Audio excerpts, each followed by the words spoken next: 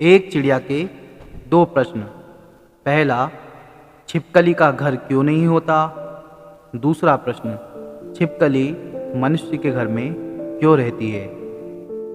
जय श्री महाकाल मित्रों, स्वागत है आपका हमारे इस YouTube चैनल हिंदू ज्ञान गंगा में। मित्रों, आज हम इस वीडियो के माध्यम से एक बहुत शानदार कहानी लेकर आप सभी के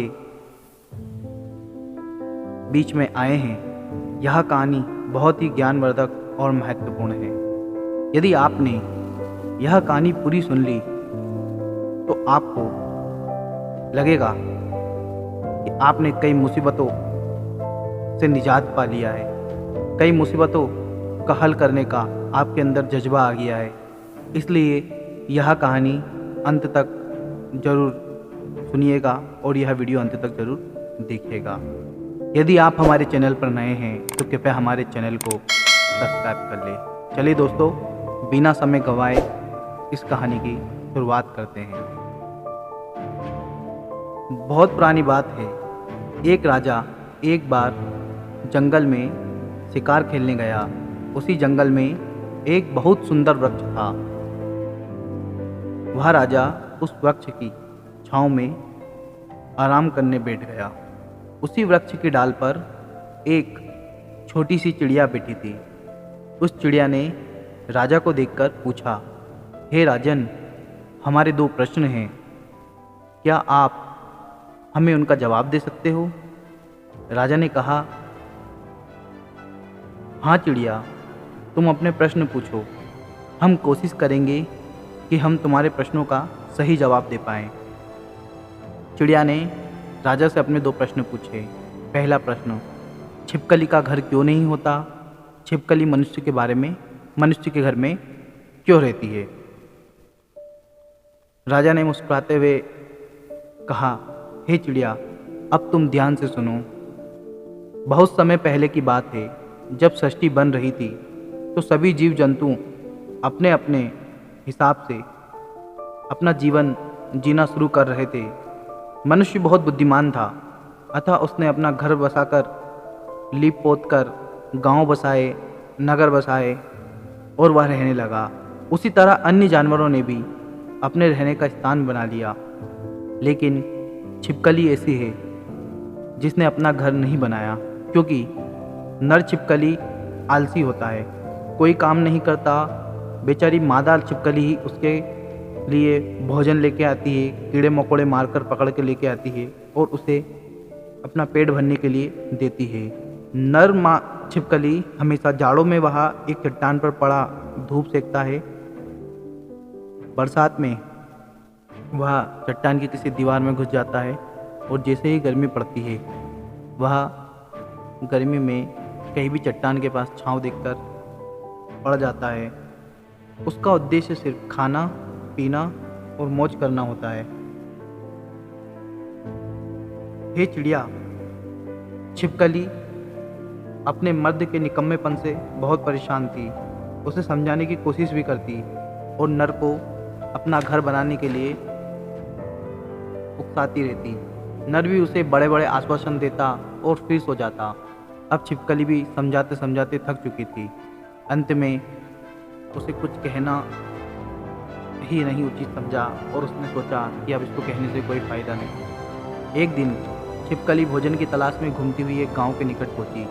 उसने वहां सुंदर सुंदर घर देखे। इन घरों को देखकर उसकी भी इच्छा हुई कि काश मेरा भी इतना सुंदर घर हो। फिर उसने सोचा, घर कैसे होगा। उसका नर तो बहुत निकम्मा है। जब वह छोटे मोटे काम नहीं कर सकता तो घर कैसे बना पाएगा। उस दिन वह बहुत दुखी हुई और वापस आई और अपने नर से कहा कि स्वामी, हमें भोजन ला कर दो। और वह ज़ोर ज़ोर से रोने लगी। उसने नर को बहुत भला बुरा कहा, उसे धिक्कारा और बोली, जाकर मनुष्य के घर देख। तू यूं ही जन्म काट रहा है, क्या तुझसे अपना एक घर तक नहीं बन सकता। नर ने कहा, अच्छा तू टेंशन मत ले,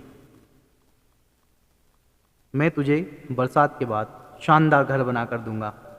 भोली वाली छिपकली फिर से उस नर की बातों में आ गई और अपने घर के सपने देखने लगी। बरसात आई, निकल गई। जाड़ा आया, निकल गया। छिपकली ने पूछा, स्वामी घर कब बनाओगे? तो नर ने कहा, बस बहुत जल्दी। फिर कुछ दिन बीत गए तो छिपकली ने पूछा, घर का काम कहाँ तक पहुँचा? नर ने कहा, अभी जमीन तय कर ली है, बस कल से चुनाई शुरू करना है। इसी प्रकार दिन बीतते गए। नर आश्वासन पे आश्वासन देता रहा, छिपकली उसकी बातों में आती रही, मगर घर नहीं बना। गर्मियाँ आई, गर्मियाँ निकल गई, भयंकर गर्मी आई और बहुत धूप पड़ने लगी। छिपकली रोने लगी कि तुम तो कुछ करते नहीं, हर बार झूठ बोलकर मुझे पागल बना देते हो। यदि जोर से आंधी आई और यह चट्टान खिसक गई तो फिर हम कहाँ जाएंगे, कहाँ रहेंगे? नर ने उसे बहुत आश्वासन दिया, लेकिन छिपकली रोती रही।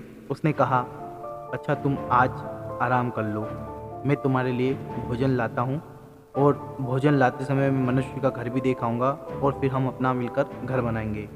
नर ने गांव में जाकर मनुष्य का घर देखा और उत्साहित होकर लौट आया, लेकिन खाली हाथ लौटता देख छिपकली फिर से रोने लगी। नर ने कहा, चुप हो जा पगली, तुझे क्या लगता है कि मैं खाली हाथ लौट आया हूँ? नहीं पगली, चल बाउली, मेरे साथ चल, मैं अपना घर ढूंढ आया हूँ। छिपकली खुशी खुशी उसके साथ चल दी। गांव के समीप जाकर नर ने कहा, देख ये सब हमारे ही तो घर हैं, हम लोग यहीं रहेंगे, हमारे बच्चे भी यहीं पलेंगे और हम लोग यहाँ खाने के लिए भी हमें कीड़े मकोड़े मिलेंगे और उन्हें खाएंगे और आराम से सोएंगे। छिपकली बोली, अरे नादान, यहाँ तो मैं रोज आती थी, लेकिन मेरे दिमाग में कभी भी ये बात क्यों नहीं आई? नर ने कहा, अरे पगली, तूने इस प्रकार से सोचा ही नहीं। फिर दोनों एक घर में घुस गए और नर कीड़े मकोड़े खाकर बड़े इत्मीनान से एक दीवार से चिपक कर सो गया। जब से ही छिपकली के घर नहीं होते हैं, वो सपरिवार इंसानों के घर में रहती है।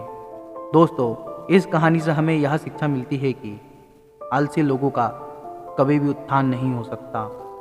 वह भले कितने भी परिश्रमी हो, लेकिन वो जीवन भर खुद को ढोते रहते हैं। इसलिए आलस्य कभी नहीं होना चाहिए। आलस्य ही व्यक्ति को नीचा दिखाता है। जो लोग आलसी नहीं होते, वह जिंदगी खुशी खुशी से बिताते हैं और अपनी ज़िंदगी में बहुत प्रगति करते हैं। दोस्तों, आशा करता हूँ यह कहानी आपको बहुत पसंद आई होगी। यदि यह कहानी आपको पसंद आई तो कृपया वीडियो को लाइक कर दें, कमेंट करने ना भूलें और चैनल को सब्सक्राइब अवश्य करें। मेरा प्रणाम स्वीकार करें। जय श्री कृष्णा, राधे राधे, जय हिंद,